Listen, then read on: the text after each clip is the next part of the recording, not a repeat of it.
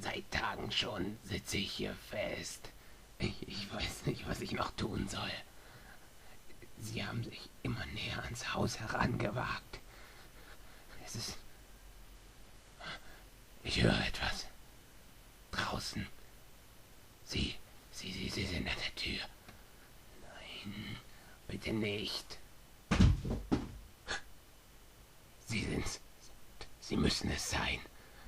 Oh, ich muss gehen. Ich muss sie aufhalten. Wenn sie hier hinkommen, ist alles verloren.